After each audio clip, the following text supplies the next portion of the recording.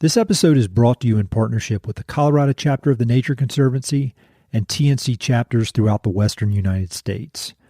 Guided by science and grounded by decades of collaborative partnerships, the Nature Conservancy has a long-standing legacy of achieving lasting results to create a world where nature and people thrive. On the last Tuesday of every month throughout 2024, Mountain and Prairie will be delving into conversations with a wide range of the Nature Conservancy's leaders, partners, collaborators, and stakeholders, highlighting the myriad of conservation challenges, opportunities, and solutions in the American West and beyond. To learn more about the Nature Conservancy's impactful work in the West and around the world, visit www.nature.org.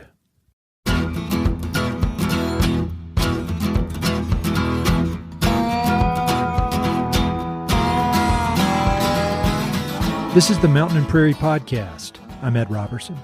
My guest today is Mauricia Baca. Mauricia is the State Director of the Nevada chapter of the Nature Conservancy. In this role, she leads TNC's efforts in Nevada across a wide range of conservation issues that are familiar to Mountain and Prairie listeners: the Colorado River, the Sagebrush Sea, and renewable energy. But Nevada is also home to some very unique conservation challenges related to biodiversity, mining for rare earth metals, groundwater for agriculture, and much more. So I was excited to have this opportunity to learn from Mauricia about some of the specific challenges facing Nevada, TNC's solutions to these challenges, and how the lessons learned can be applied to other regions of the West. Mauricia was born in Mexico, grew up in New York City, and credits much of her love of nature and the environment to her childhood experiences exploring Central Park. After college, she served in the Peace Corps, worked as a community organizer in New York, and eventually attended law school. After 4 years of working as a prosecutor for the United States Department of Justice's Environment and Natural Resources Division, she moved to Nevada and began her first position with the Nature Conservancy, leading conservation work on the Truckee River. She's served as the state director since November of 2020, and as you'll hear, all of her efforts are infused with a deep level of compassion, empathy, and gratitude. Mauricia has such a fascinating personal and professional trajectory, and there are many lessons to be learned from both her approach to her life and career and the specifics of TNC's critical work in Nevada. We talked about her youth in Mexico and New York City, and how she's been committed to environmental work since she was a very young girl. We discussed her stint in the Peace Corps, and how those experiences laid the groundwork for her current work with TNC. She shares some insights from switching from the litigation world into the conservation world, and she offers some wisdom for folks looking to make a similar transition. We talked about lithium mining, groundwater conservation, and climate change, and how TNC is making great strides to protect biodiversity while balancing society's growing need for rare earth metals, water, and development. She also shares some wisdom gleaned from her recent battle with breast cancer and discusses how her approach to work has changed since that life-altering health scare. A huge thanks to Mauricia for being so open and thoughtful and for sharing so many wonderful insights from her inspiring career. Be sure to check out the episode notes for links to everything we discussed and to watch Mauricia's recent TEDx talk, which serves as a great companion to this interview. Thanks so much for listening. Hope you enjoy. All right, Mauricia, we've already been talking for quite a while, and I finally decided to hit the record button. But you have just led this amazingly inspiring and interesting and fascinating life that I had so much fun reading about in the prep for this. And I was saying before we hit record, we could spend many hours just talking about your life pre-TNC. But I was wondering, just to kind of set the stage, if you wouldn't mind just talking about where you were born and where you grew up, and just kind of set the stage for this amazing career path that you've had. Well, thank you, Ed. And again, you're very kind. I was born in Mexico. My mom and dad actually met. My dad was from Mexico, and he was in the United States on an art fellowship, and he met my mom, and they moved back to Mexico together. And so I was actually born there.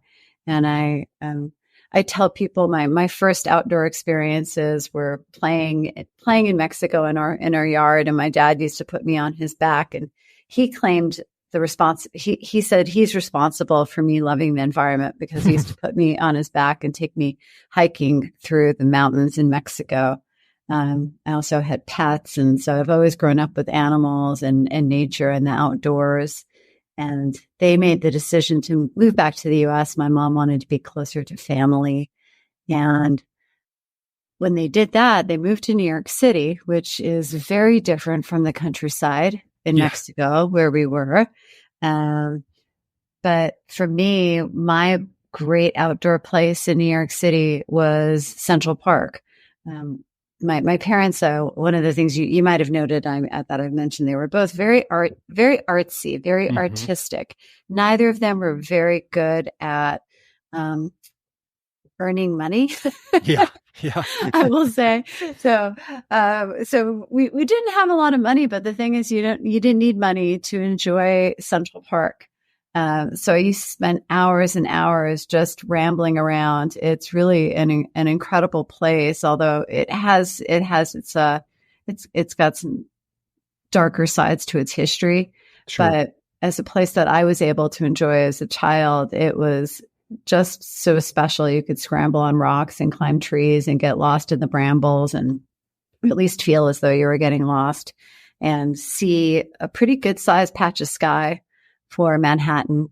And so it was definitely, it's a theme that has resonated for me. I think between that and then I spent a lot of time watching PBS as a kid with my dad as he was learning English, and then just watching all the nature shows. And it really got me into dreaming and thinking about the world and that kind of bigger sense of connection. And at what point, I know it was fairly early on when you decided that you wanted to devote your career in one way or the other to the environment. Do you recall, was there a specific moment, or was it just kind of the path of things when one day you decided you wanted to do that? Was there a moment? It's really, for me, I think an always kind of thing. I was really like that kid when I was in elementary school. I used to take petitions around to save the whales and stop animal testing on rabbits. I literally wrote petitions and like carried them around my school. And I did door-to-door fundraising for Greenpeace, which was an interesting experience all on its own. And just spent a lot of time reading about issues and learning about things.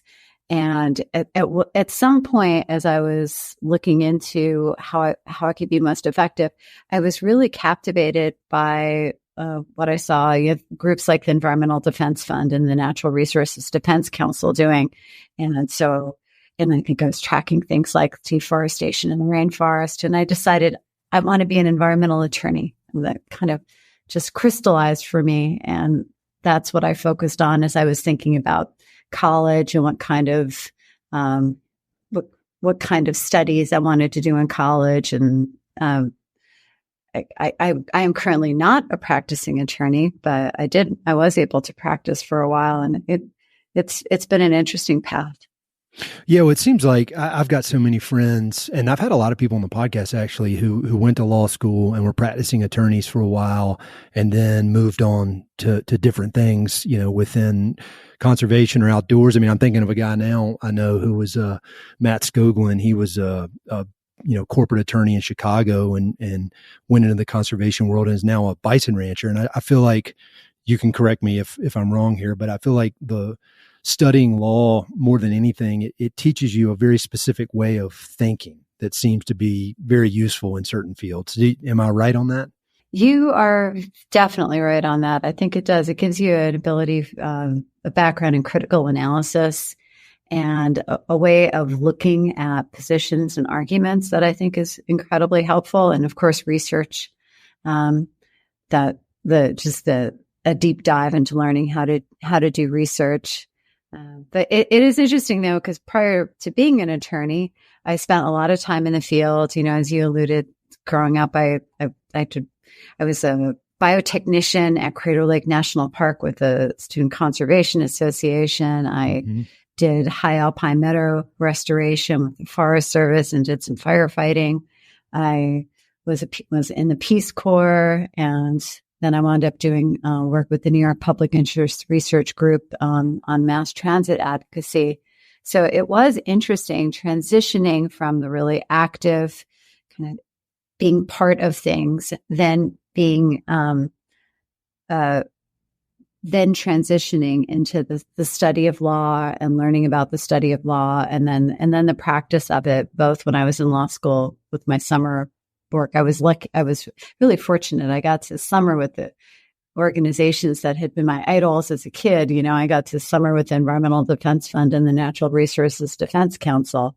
Then transitioning into the practice of it was an interesting experience because, and it's part of what led me to the Nature Conservancy, quite frankly, because, part of what you realize is that once you're in litigation, you are at a pretty broken point in the process. It means things have gotten substantially, at least the type of litigation I was involved in. It means that things have gone a bit off the rails. One could say, it's like that's one thing. If there have been some serious and significant problems, and lawsuits have ensued, and I found myself during my practice of law really taking a little dive into groups like the Nature Conservancy and thinking, wow, working on that solutions end.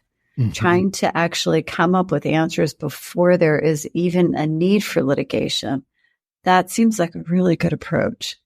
So I'm glad to be with them now.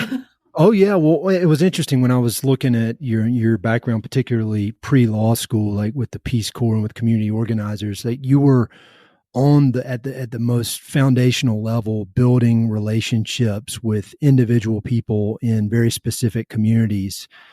And then, that's a lot of what Nature Conservancy does now, but on a large scale is they're building trust. And that's the one thing that's come up time and time again on these TNC focused episodes is this need to build trust on the ground level. And so I'm curious if you don't mind going back a bit to your time at the Nature Conservancy, at the Peace Corps, and what you learned during that experience that maybe you apply now to your work at TNC. Because I feel like from a community building on the ground, being empathetic, which is a big theme that you talk about, I would think Peace Corps is really just a PhD level training ground when it comes to building community. That's such an interesting question. I think the key, and you talk about trust, TNC often talks about the fact that nothing we can do can move faster than the speed of trust. Yes. And it's definitely true when you're in the Peace Corps. I was an aquaculture extension agent. So okay. I was in a small community in Cameroon in West Africa, and I was working with these incredible local farmers and leaders on establishing farms, fish farms. They were raising tilapia. And they had shifted to that in part because most of the people I worked with had kind of years old IOUs from, I think from the government to pay for crops. And they wanted to try and look at some alternatives that they had a little bit more control over. So I was able to work with them, but I was embedded in the community. I lived with them. I often say I feel as though I learned so much more from them than perhaps even I gave to them. I was able to work with them and teach them how to establish the farms, and the farmers I worked with were incredibly successful, but I learned so much from those people.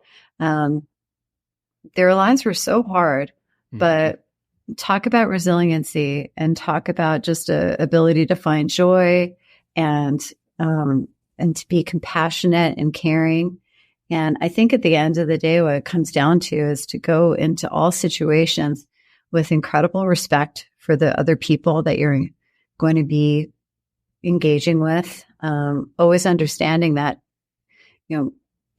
everyone comes into things with the full experience of themselves, and people bring such rich perspectives, and you can learn so much from every single person that you speak with and that you work with. I learned things from little children there, just in their openness and how willing they were to accept me. And I also learned about being an other, Sure.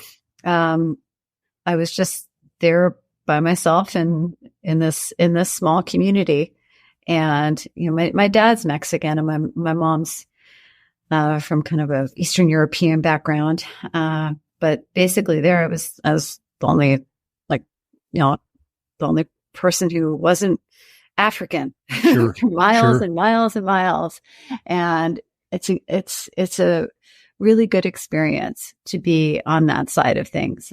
Cause often actually not everybody would even necessarily look at me in the US and think that I was Mexican. So I had an interesting experience culturally that way, but to be there and to be representing the Peace Corps and to be able to work with people and live with them day in, day out, and to have that really profound experience of learning so much from such incredible human beings.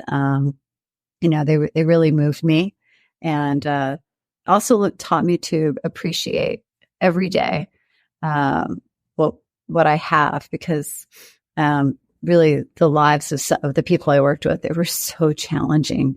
And yet, as I said, they were able to be so joyful and so compassionate. And I think one of the folks who was the village chief, he could have been a CEO here. He was just so incredible. And he really was the CEO of his community. And I was just really honored to have become his friend. Yeah, it's funny, as you were talking, I was looking at my notes, and I think these came from the wonderful TEDx talk that you did that I'll have on the webpage for people to watch. But I had gratitude / compassion / empathy as as things that seem to have really defined your life and the way you go about work. And you really can't go wrong with those things, I think. I think, as I've got 2 little girls, and I always want them to be, I want them to be grateful. I want them to be compassionate, and I want them to be tough, and I feel like you're the definition of all that. So you're practicing law. I think you're in DC, if I'm correct. How did TNC as a next professional step come onto your radar?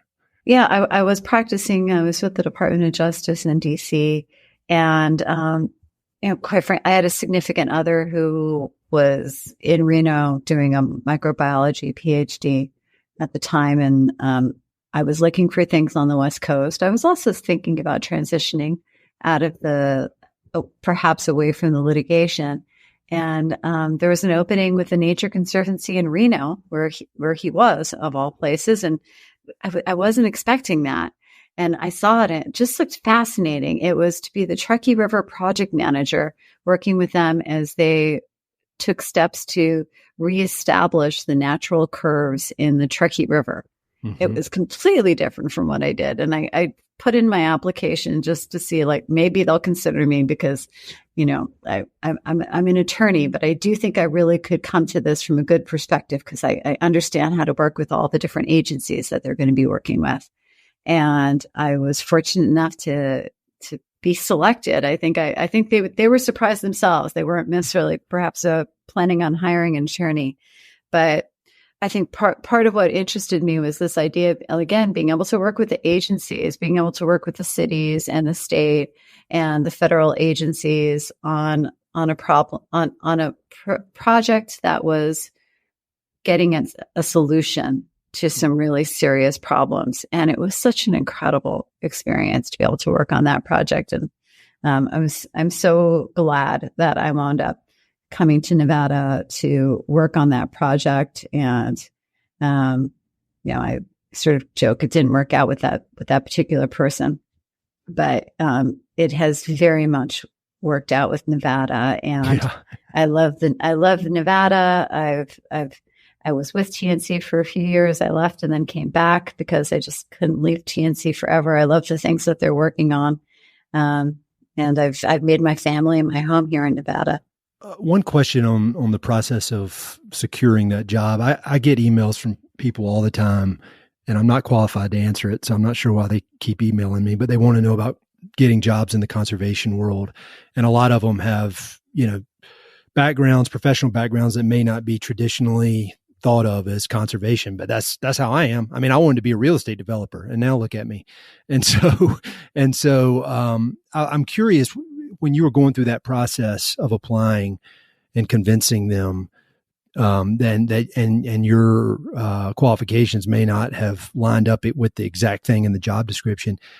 Looking back on that, what do you think made them want to hire you? How did you separate yourself? Because I asked this just as instructions for all the people out there who may want a particular job, but their skill set may be a little bit outside of what they're looking for. I think I asked myself, what could I bring to that opportunity? And to me, it was, I may not have been an expert in river restoration, but I understood how to work with people. Mm-hmm. And I meant a lot of that work entailed being able to work well with the agencies and with the people who were carrying out the restoration.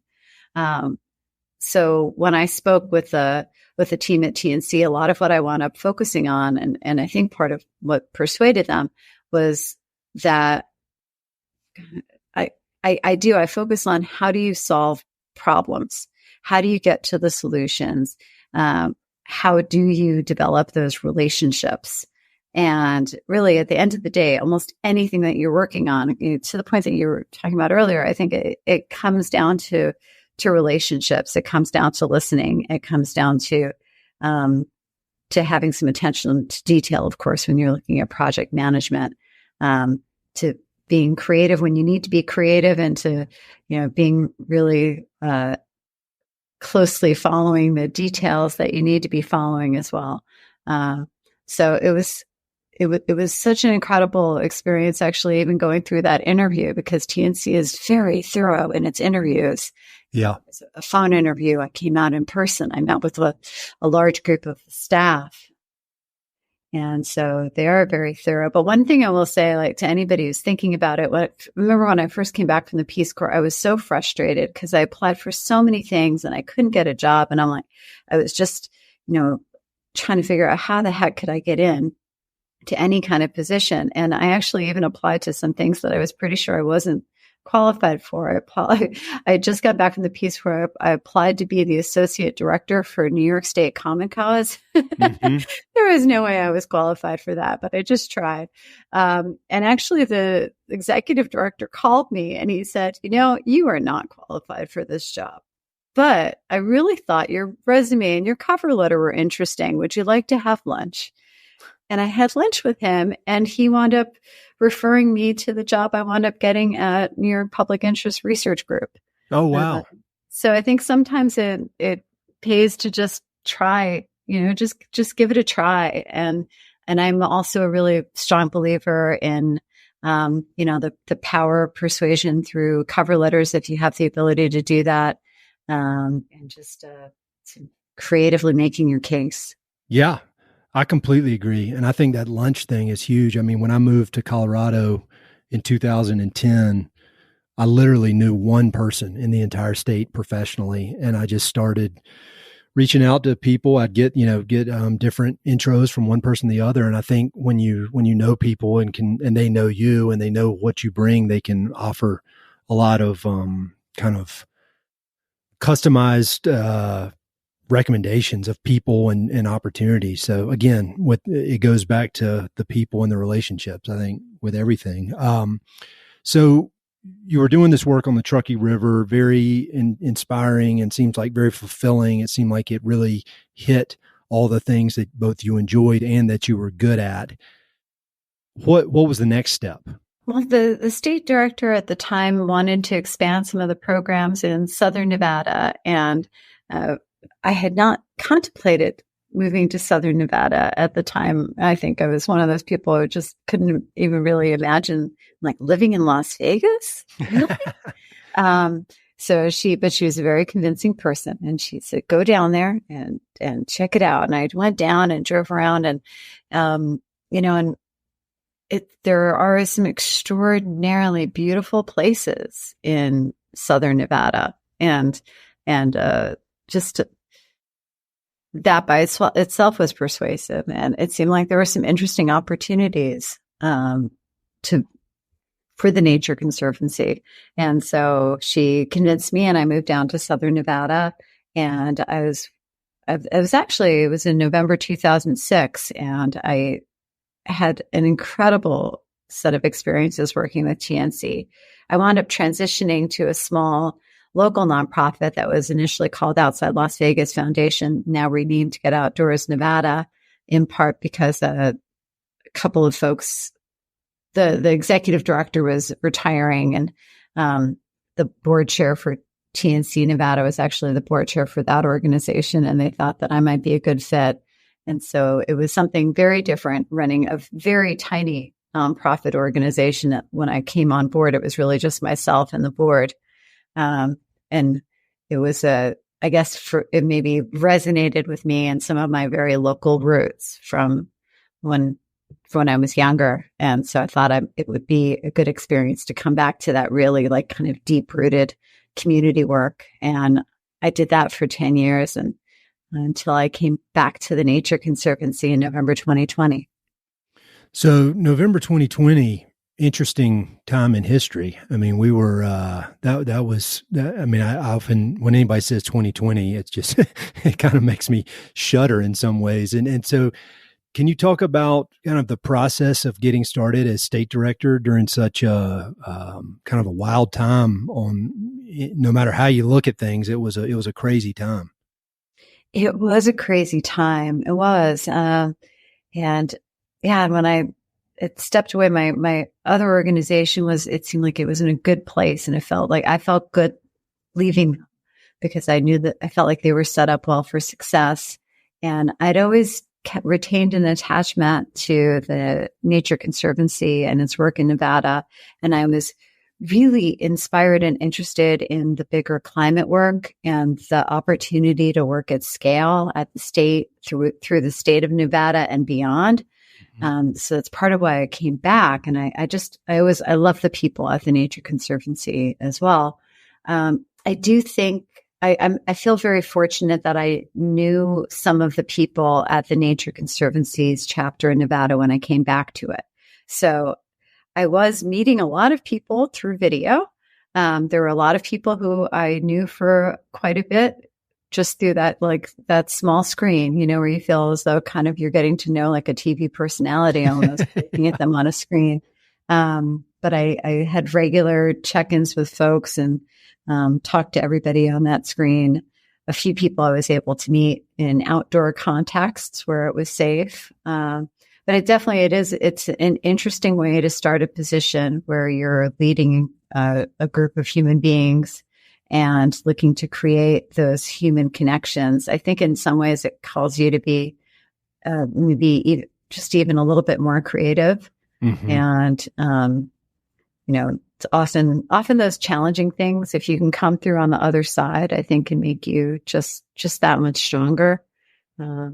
So when we were finally able to also come together in person, it was like this revelation. And it's still interesting these days to meet somebody on a Zoom and then you see them in person and see, like, oh, wow, you're so much taller. You're so much, in my case, usually people say you're so much smaller than, but it was an interesting way to begin, but I think it did kind of call for a lot of creativity and let's say TNC provided a lot of support with making it as feasible and functional as possible. I think about all the different things that you are leading there in Nevada, and I had the opportunity to see your strategic plan as I was preparing for this. And there's just, as is the case with every chapter in the West, there's just so many different, very, time is of the essence type initiatives that you need to be working on. And the climate is, comes to the top of my mind from everything I read and everything I know. And then just thinking about Nevada, I think I saw somewhere 85% of the land is public land. And there's such an opportunity on a lot of different levels for renewable energy. I'm just curious, it's kind of a broad question that you can zoom in as much as you want, but how did you even begin to get your head around both the climate issues facing Nevada, but then how TNC can really get in there and into very particular areas and make a big difference? Because it just seems like where you are is ground zero for a lot of different climate issues. And so I'm just curious, as you were trying to kind of get your head around the job and the opportunities and the challenges, how did you even begin to approach such a big issue?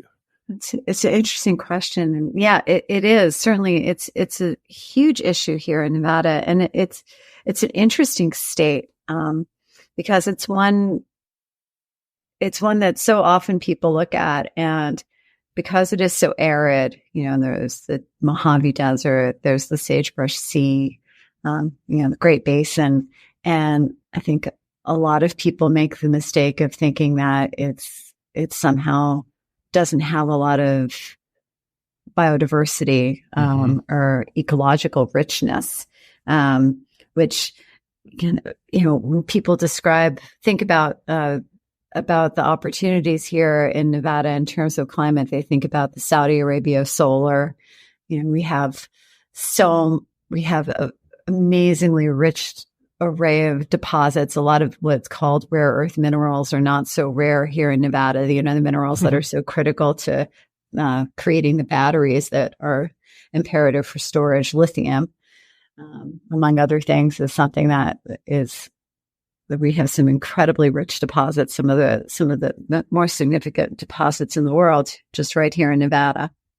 But the challenge here, and it's a challenge, I think, for us writ large as an organization across the world, is balancing this need to rise to the climate challenges, because they are profound and they are real.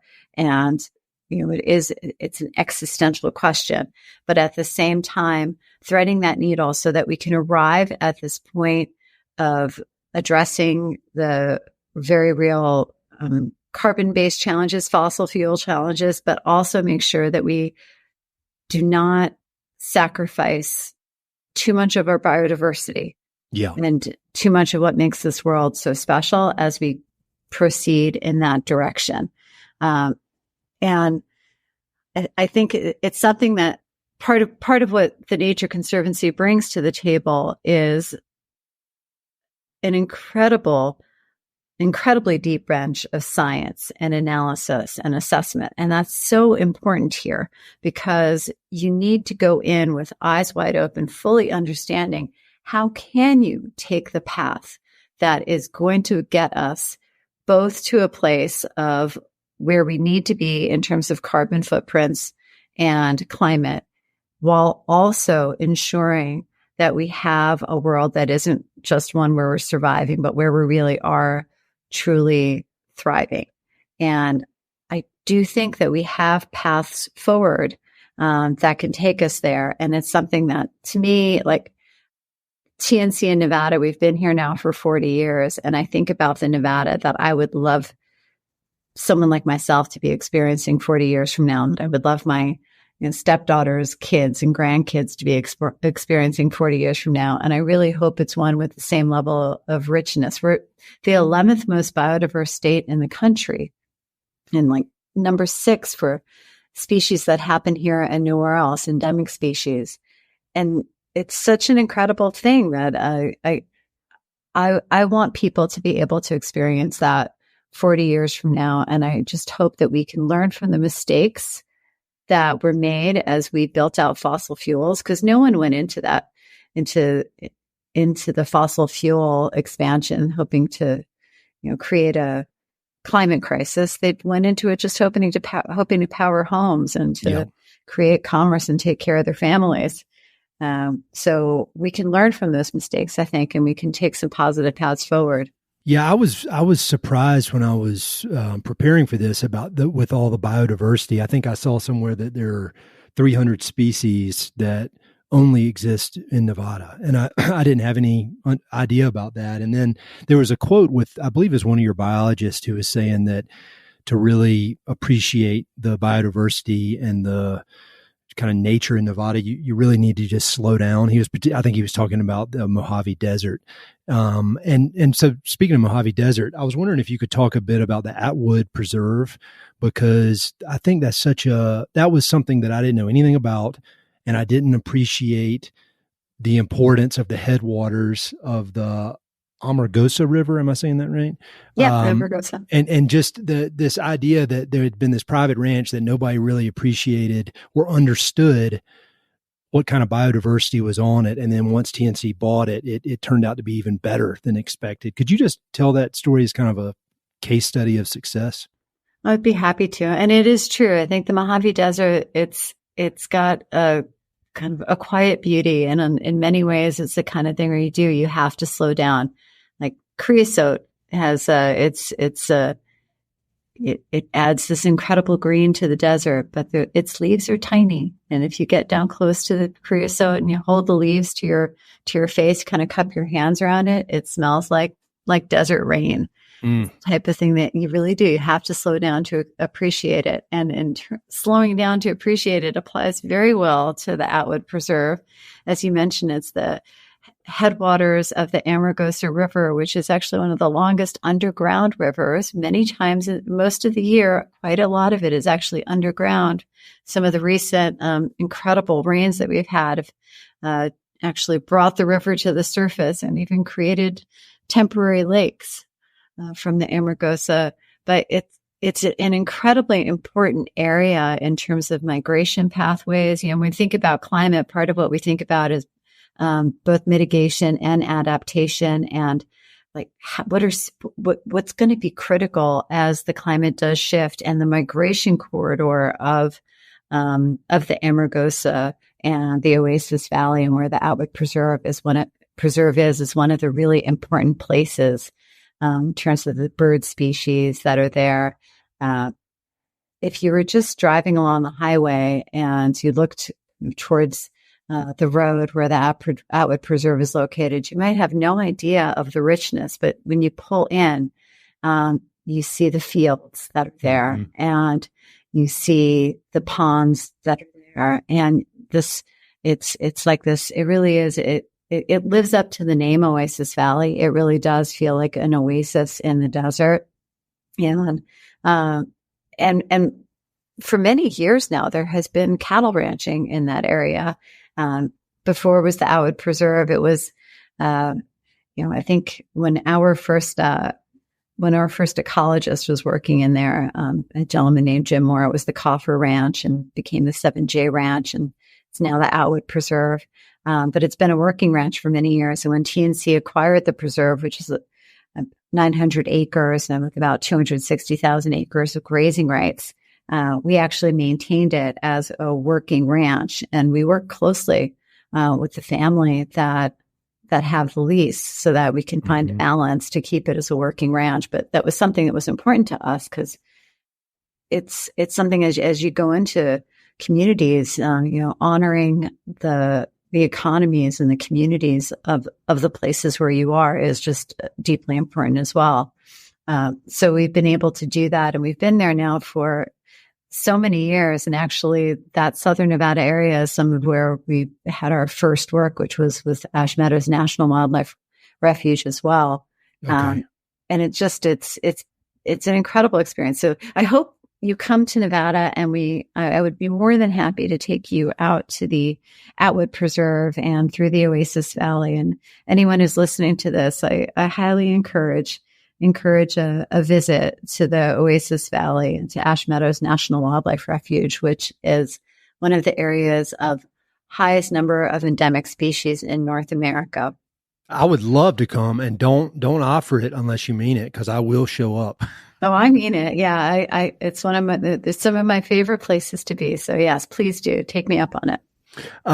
Going back to when we were talking earlier about climate change and talking about rare earth metals that aren't so rare in Nevada, one topic that I've been very interested in, and I think you're the person to ask about it, is lithium and mining for lithium, because with all the focus on renewable energy, and I think anybody that's paid attention and can think clearly understands that renewable energy is a great solution, but there are, it's not 100% clean in that batteries are required. And to get batteries, you got to have lithium and other rare earth metals.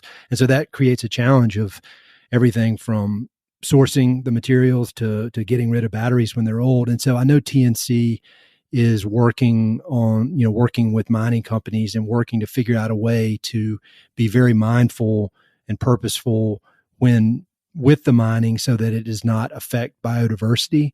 And I was wondering if you could just kind of give me a lesson on that and what TNC is doing to help with that process. Thanks for the question about that. Yes, we are. It's extremely important that we limit the impacts to biodiversity. There are also incredibly important cultural issues as well. Many of these mines and cultural and community implications, many of these potential mine sites are in rural communities. Many of those potential mine sites are also in the homelands of our indigenous peoples. Mm-hmm. In Nevada, we have 29 federally recognized tribes. So there are both the potential impacts to biodiversity and to human beings, some of whom have families that have been there for 4, 5, 6 generations, or for tens of generations. Sure. And so, but at the same time, to your point, it's clear that we need these technologies. It's also clear that, for instance, in the United States, we're able to regulate these mines and these activities to a high degree, and potentially a higher degree than in some other places. I think many of us have probably either seen news stories or heard them on the radio or read them, like some of the terrible stories about mines in other countries where you have literally women and children digging for cobalt, for instance. Yes. We don't want to develop our next energy evolution on the backs of others in this way. So it is imperative that we find a way to move forward. So the Nature Conservancy, part of what we're focused on is how can we identify the areas of least conflict where we're doing analyses and assessment to find the areas of low, medium, and high conflict. And if you can find those places, and if you can help identify where there's the commercially viable deposit with the least amount of impact, then you're in a better trajectory. There is no perfect location for any. There's no perfect path, for almost any energy source that we have, but we can find some better paths. There are some places in Nevada that have so much biodiversity that they're just not appropriate places to put these things, or where the impact could be profound and potentially leave a community as a ghost town because you've detrimentally affected their water source. You don't want that kind of outcome. But at the same time, you need to be able to say yes to projects that are able to move us forward on a global scale, but also for communities and more local economies as well.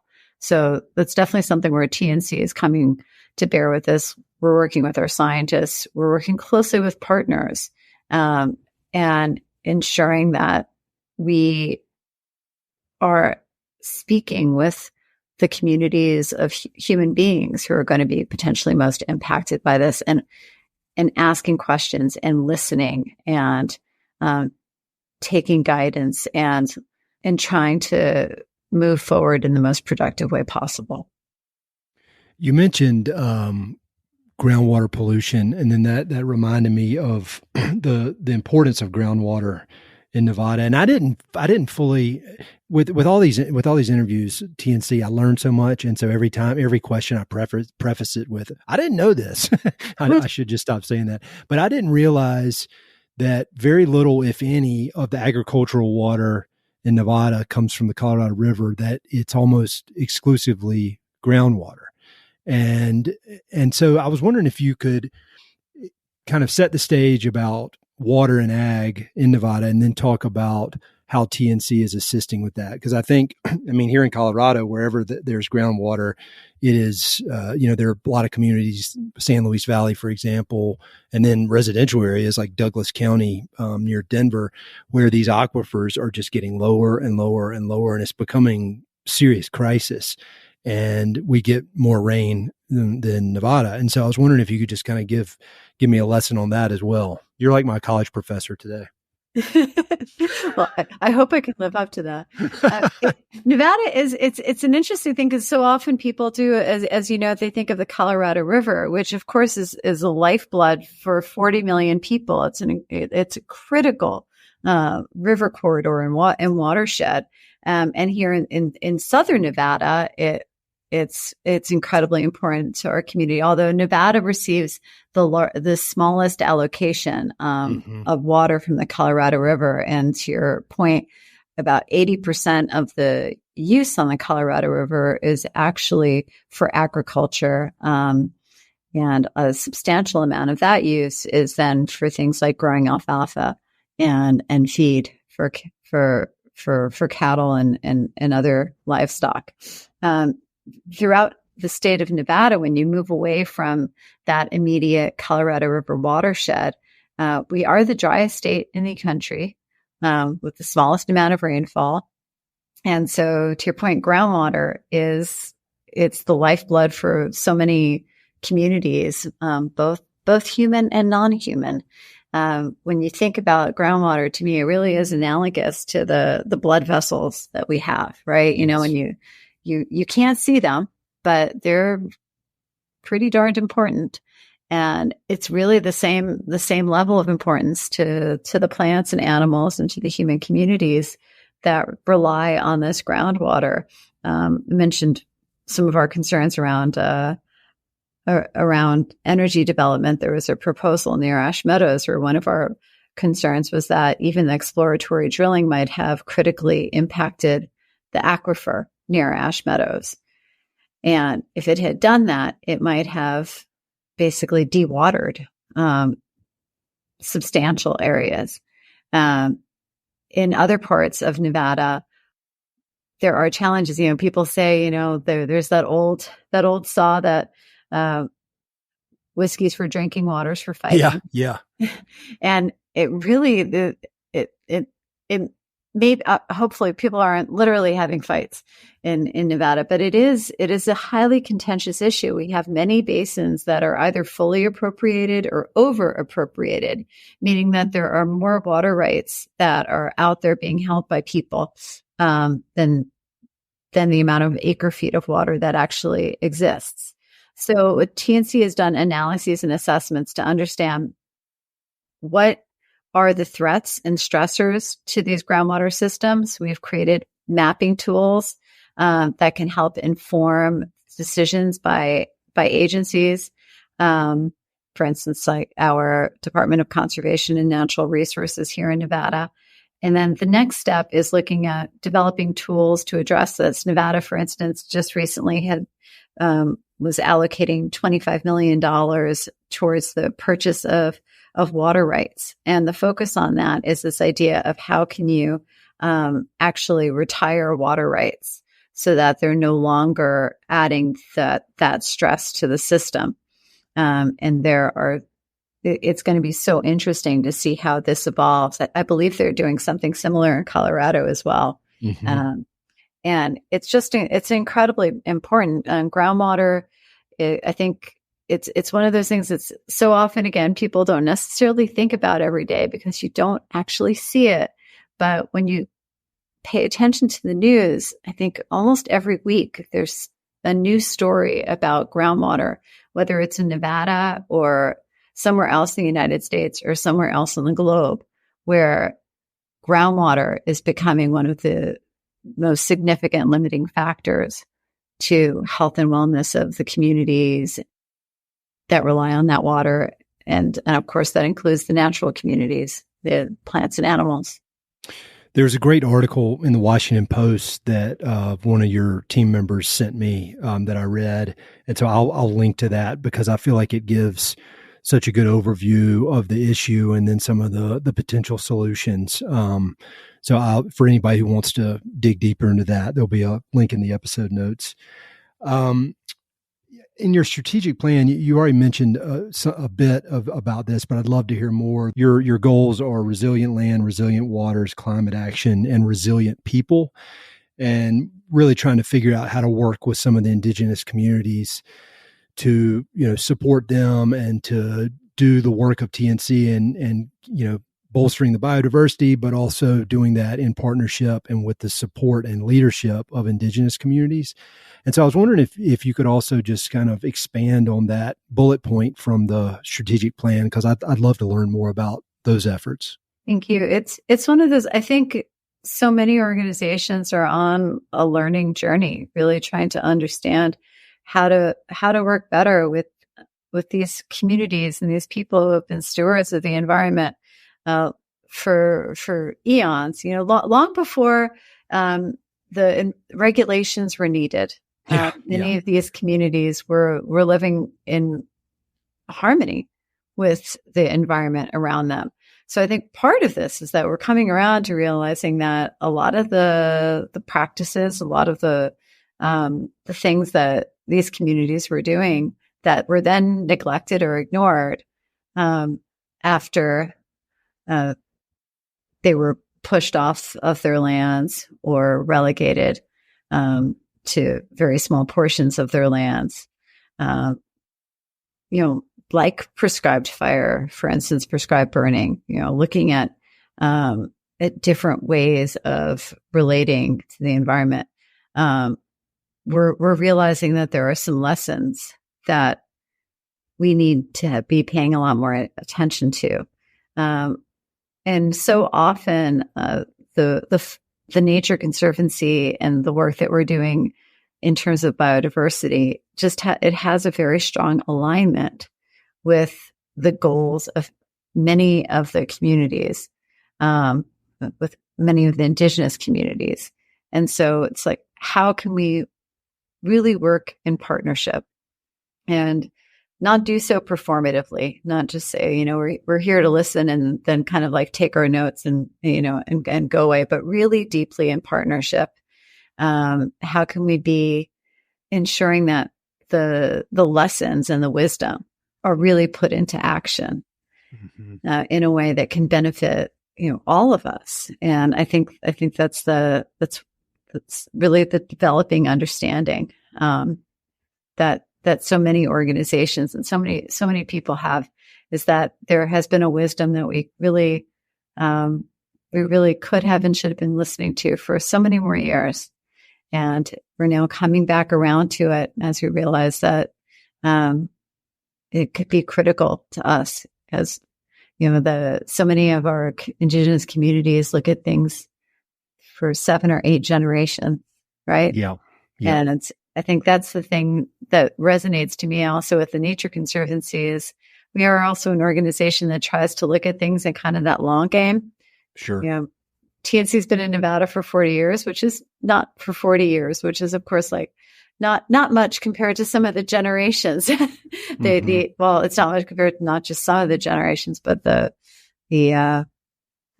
generations upon generations upon generations of so many of these families of indigenous peoples. But our hope is that, as I said earlier, 40 years from now, maybe 400 years from now, we can have taken steps that will leave behind a really great legacy. Oh, yeah. I mean, and I think a lot of these episodes that I've had that are focused on TNC are examples of that. I was thinking about the one I did a few months back with Celine Hawkins and Isabella Rufino, and talking about their work in the Colorado River Basin with indigenous communities. And it's very interesting to me how TNC, you operate locally in these state chapters, and you get down into these very small communities, but it's just amazing to me how coordinated everything is. I mean, you're on the ground doing it in the local communities, but then when you zoom out, the fact that TNC can coordinate so much important work, particularly with indigenous communities, that is custom made and custom tailored and led by the specific communities on the ground, but yet have this kind of umbrella overall that supports it all. It's just from a strictly like a business operational org chart kind of thing. It's amazing that y'all are able to do that as well as you do. I don't know. I think it's pretty clear I'm a TNC super fan at this point. I do think, it's interesting. Many years ago, and I remember the whole think globally, act locally idea. Yeah. But I think part of what I find really inspiring about the way the Nature Conservancy works is that we can also think locally and act globally. And you can connect lessons. And it's so incredibly important. Like if you get to know one indigenous community or one rural community or one urban community, that one community, and maybe you only know a few people from that community, right? Yeah. But you can take lessons. You can learn from the experiences. And the Nature Conservancy, because we do work throughout the different states in the United States and throughout the almost 80 countries throughout the world, is we're able to leverage the lessons. And sure. I think that's where there's some incredible opportunities where we can leverage those lessons. And, groundwater is a problem here in Nevada, but it's a problem in places in South America and in Africa and in Asia, so we can actually share the lessons that we learned through both local and national and international networks. Yeah, it's so impressive because I've generally, for most of my career, I've kind of worked for myself, but every now and then there have been a few, kind of segments in my career where I've been on teams, and I'm just amazed when anybody can manage a team of more than like 15 people. Because it just gets so complicated so quickly, and not only is the actual work y'all are doing so technical, but then the idea of sharing knowledge from around the world and being able to effectively communicate it so that it can be applied. It's really if they haven't already done business school case studies on your systems at TNC, they should, because I think there's a lot to learn there. One thing in your TEDx talk, and if we can cut this if you don't want to talk about it, but you mentioned a pretty significant health scare that you recently had. And I would love to hear, if you're comfortable talking about it, obviously, how that's affected your approach to this all important work you do. I'm comfortable talking about it. Yeah, it was just as we were coming out of, it felt as though, just as though we were sort of coming out of COVID and we were able to start meeting a little bit more in person, just a little bit more in person, at least. I received a diagnosis in September 2021 of breast cancer. Whew. Yeah, it was triple negative breast cancer. It was stage 2B, but it was a good treatable, they're all treatable, but with a decent prognosis, but it was a pretty serious diagnosis. Interestingly, because we were still in COVID and working from home, I actually worked through most of it because it just felt better to me. Yes. Everything that people do is very personal, but for me, it helped me to keep working. And I genuinely love what I do. And so it actually, to me, was somewhat healing to be able to focus my thoughts when I wasn't in treatment on that. So I had chemo, I had surgery and radiation, and the surgery was in May 2022, and the radiation was over in July of 2022. During that process, I had a few interesting conversations where people asked me, like, well, now that you're going through this health challenge, do you still feel as though working on the environment is as important, or do you feel like you want to shift to something else? And quite frankly, I felt like to me, it left me feeling as though it is just as, if not more important than anything else that I could imagine working on. I think, it's one of those moments where you're faced with the very profound sense that you are not going to be here forever. Yeah. That there is a finite point to your life. And for me, I guess, I think about nature has been such an important part of my life. It was an incredibly important part of my life as I was going through the treatments. I walked every day with my dogs, and I was very lucky to be able to do that, because not everybody has that access. But, be able to like watch the hummingbirds. And I think in the TED Talk, I sort of jokingly noted that it made me happy to see the coyote poop because it meant the coyotes roaming around. But it really did. It's like that having that connection was so important to me. And I think what resonated as I thought about it was just making sure that other generations still have that connection. And to me, nature is it's so profoundly healing. And it's been such an important part of my life. And it was an important part of my healing process. And I would love to have it be as important a part of lives for generations to come.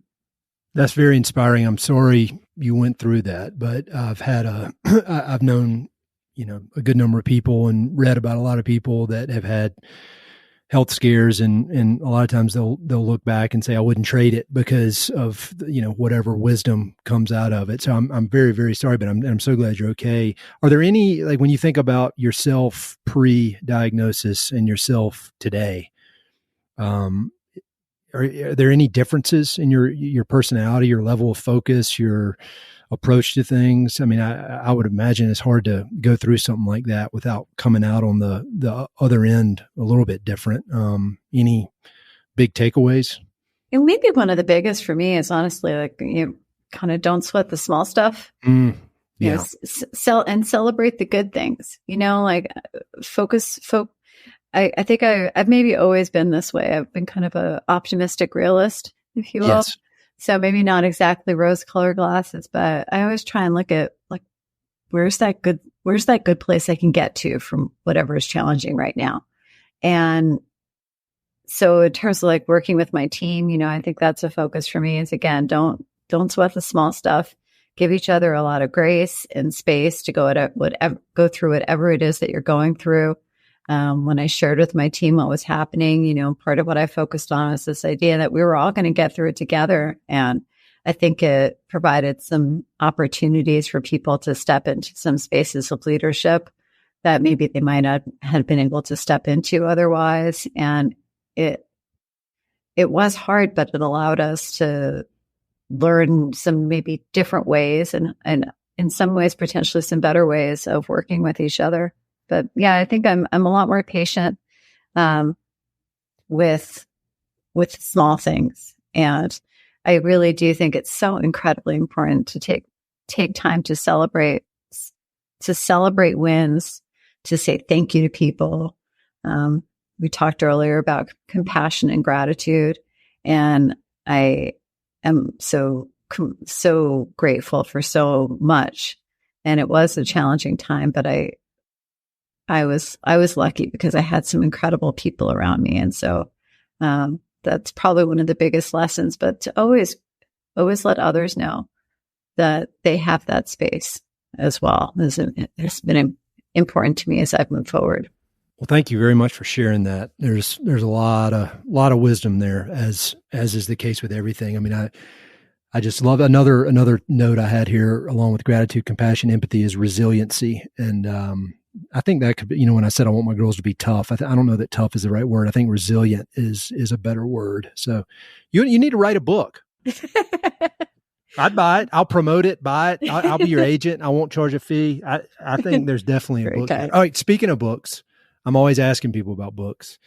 Until you write yours, can you give me some recommendations, books that have meant something to you along the way? And it doesn't necessarily have to be about conservation or the outdoors. It could be, but I'd love to hear just books that have kind of helped you become this amazing person that you are. I was thinking about this because I've listened to a few of your podcasts, and I've heard you ask folks about this. And I was thinking about a couple of categories for me, books that were impactful, that got me interested in the work that I've been doing on the environment, and also books that have just resonated for me throughout my life. A couple of those, really, it's classic Rachel Carson, Silent Spring. Yeah. Reading that, I think I read that for the first time in high school, and that was just incredibly impactful. And also thinking about Robert Bullard, who I think maybe a lot of people think of as maybe the father of environmental justice. And I was able to read his book, Dumping in Dixie, for the first time when I was in college. And that was really transformative and just an incredible education, reading all of his books. And then maybe on the lighter side of, I think I've always just been really drawn to kind of this magical realism of Gabriel Garcia Marquez and Isabel Allende. So those were, I probably reread House of the Spirits by Isabel Allende maybe 5 or 6 times throughout my life. Really? I just love that book. And then most recently, Cloud Cuckoo Land has probably been the book that has been on my nightstands that I have on my list to go back and reread. And it maybe brings together a lot of the threads of things, kind of this like generational approach to things and looking and the importance of nature and the environment and being gratitude and compassion. And it's just such an incredibly beautiful book that, has lingered with me, but I feel like I need to reread it. Those are great. All those are great. I'll have notes for people to click through if they want to learn more, order their own. Final question that I like to ask everybody is, you've led this really interesting and inspiring life, starting in Mexico to New York City to now out west, and you've devoted your career to making the world better, which I just think is so noble and inspiring. And I always say, when I started this podcast, because my 23-year-old self was not on that path. I was on a different path, and I needed to talk to people like you to kind of straighten me out. And so, unfortunately, there weren't podcasts back then, but it's really, really, really inspiring to know that you and people like you are doing this. And so the question I like to ask at the end is, do you have any parting words of wisdom? Although everybody's always so humble, they say, I'm not qualified to give parting words of wisdom, but any way you'd like to wrap this up, any kind of way wisdom you'd like to leave with the listeners? I think at the end of the day, I think it is